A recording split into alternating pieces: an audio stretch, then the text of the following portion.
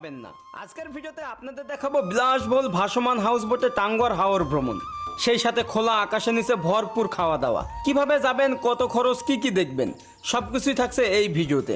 এই বৃষ্টিতে একপাশে মেঘালয়ের পাহাড়, সেই সাথে বৃষ্টি, এরকম নদী, এই প্লারটাই আলাদা করে দিয়েছে দুটা দেশকে, মানে হচ্ছে বাংলাদেশ এবং Bharat. Welcome Sunamganj and guys, আজকে আমরা যাচ্ছি সেই টাঙ্গুয়ার হাওরে এই বর্ষার সিজনে। সেই সাথে আজকে কিন্তু প্রচণ্ড মেঘ, এবং কালকে ঢাকা থেকে আসছি সিলেটে, সিলেট থেকে সুনামগঞ্জ হয়ে টাঙ্গুয়ার হাওর। এই ভিডিওতে দেখাবো আপনারা কিভাবে যাবেন, কোথায় থাকবেন, কত টাকা খরচ, সব কিছু। ওকে, লেটস গো। আমরা সিলেট শহর থেকে কার গাড়ি রিজার্ভ করে রওনা হয় সুনামগঞ্জের উদ্দেশ্যে। সিলেট থেকে ভাড়া নিয়েছিল 1400 টাকা।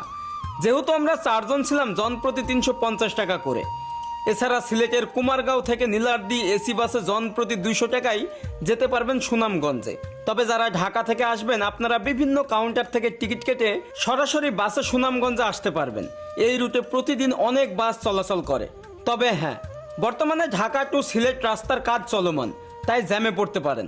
যাই হোক, সুনামগঞ্জে নেমে আমাদের যেতে হবে আনোয়ারপুর ঘাটে। মূলত সেখান থেকেই হাউস বোটগুলো ছেড়ে যায় হাওরের উদ্দেশ্যে। সুনামগঞ্জ ব্রিজ থেকে আনোয়ারপুর 28 কিলোমিটার। সিএনজি ভাড়া জন প্রতি 100 টাকা করে। ফাইনালি চলে আসলাম, এখন বাজে সকাল 10টা। আর দেখেন হাউস বোটগুলো কিন্তু সব লাইন ধরে রাস্তার পাশেই আছে, এখানে এসেই কিন্তু সবাই ওঠে। তবে আজকে আমাদের হাউস বোট হচ্ছে ফ্যান্টাসি, এই লাক্সারি হাউস বোট। আপনারা জানেন আমি যখনই আসি এই হাউস বোটেই ভ্রমণ করি। তবে এখন অনেক চাপ, অনেক, সেই সাথে এই অঞ্চলে অনেক বেশি হাউস বোট হচ্ছে, ব্যবসা বাণিজ্য হচ্ছে, কর্মসংস্থান বৃদ্ধি পাচ্ছে, এবং ট্যুরিস্ট সেক্টরটাও অনেক বড় হচ্ছে।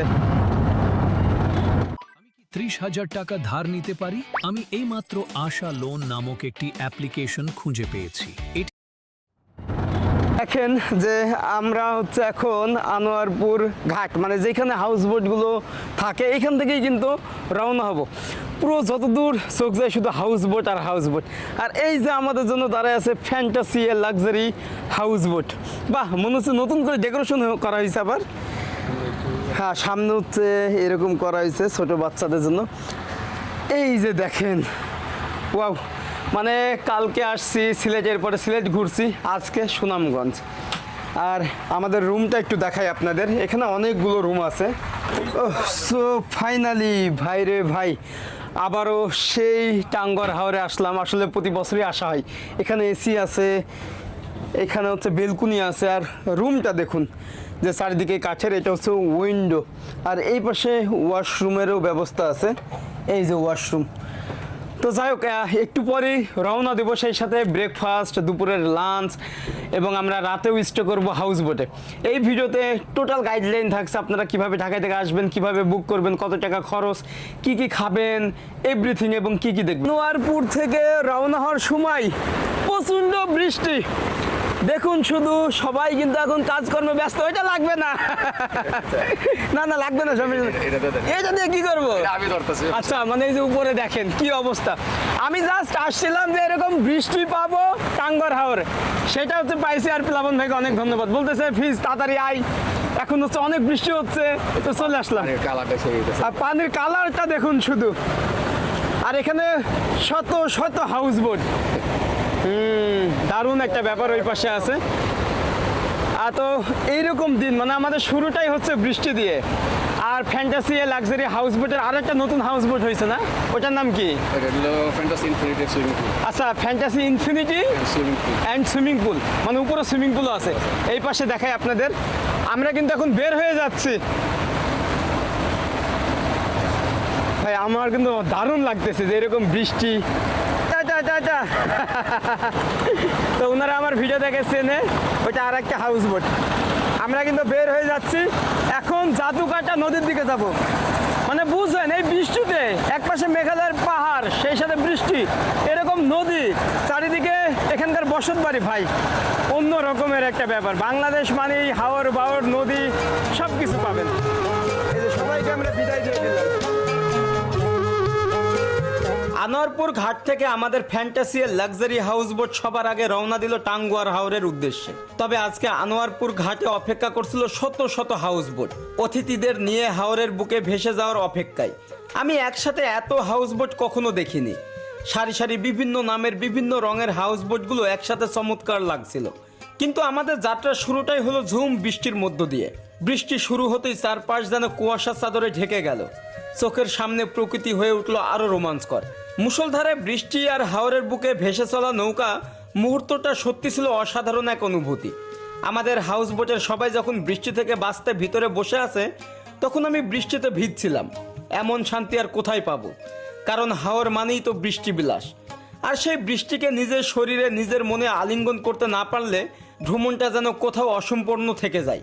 হাওরের চারপাশে ছড়িয়ে ছিটে থাকা ছোট ছোট বসত বাড়ি, জীবিকার তাগিদে নৌকা নিয়ে মাছ ধরতে বেরিয়ে পড়া জেলেরা, আর এক প্রান্ত থেকে অন্য প্রান্ত নৌকায় করে নদী পার হওয়া সাধারণ মানুষজন, সবকিছু মিলিয়ে এ যেন হাওরের বুকে গড়ে ওঠা এক অন্য রকমের জীবন। এখন হচ্ছে বাইরে প্রচণ্ড বৃষ্টি হচ্ছে। সকালের ব্রেকফাস্ট আমরা করতেছি হাউস বোটের ভিতরে, এবং এটাকে বলা হয় আখনি। সিলেটের অনেক ট্র্যাডিশনাল একটা খাবার, অনেকটা বলতে পারেন যে পোলাও বা ওই যে তেহেরি, এরকম কিছু আর কি। প্লাবন ভাইয়া আমাদের সাথে খাচ্ছে, সেই সাথে আমাদের বন্ধু আসছে। এই যে মামুন, আমার ছোটবেলার বন্ধু নাইম আছে, এই পাশে আলামিন আছে, ও এর আগেও এখানে আসছিল, আর অনেকেই আছে। ওকে, খাওয়া দাওয়া করি, স্টার্ট করো ভাই। আর বাইরে কিন্তু প্রচুর বৃষ্টি। আমি জাস্ট একটু বাইরে দেখাই আনি আপনাদেরকে। এই যে বাইরের ওয়েদারটা, এইখান থেকে কিন্তু জাদুকাটা নদী দেখা যায় ভাই, পাহাড়গুলো দৃশ্যমান। খাও, স্টার্ট করো। হ্যাঁ, ওইদিকে কলা, পাউরুটি, কেক আছে। ভাই আমি কি আখনি এর আগে খাইছিলাম আপনাদের হাউস বোটে? আচ্ছা, এখানে কিন্তু মাংস আছে, যে চিকেন, একদম তেহেরির মতোই। এখানে হচ্ছে বাগুন ভাজা আছে, আর এটা হচ্ছে আপনার চাটনি। কিসের এটা? আমের? আচ্ছা, আমের আর ডিম। তো এটা কিন্তু অনেক টেস্ট। সকালে কি এটাই দেওয়া হয়? আচ্ছা, কালকে খিচুড়ি, আজকে হচ্ছে এটা। তো উপরে খেতে পারলে ভালো হতো, কারণ প্রকৃতিটা দেখতাম, সেই সাথে খাওয়া। হাউস বোটের মেইন হচ্ছে খাবার দাবার, সকালের নাস্তা, দুপুরের মধ্যভোজন, রাতের ডিনার, সবগুলো কিন্তু উপরেই হয়। তো এটাই। ওকে, খাওয়া দাওয়া করি, এরপরে আমরা জাদুকাটা নদীতে গোসল করব।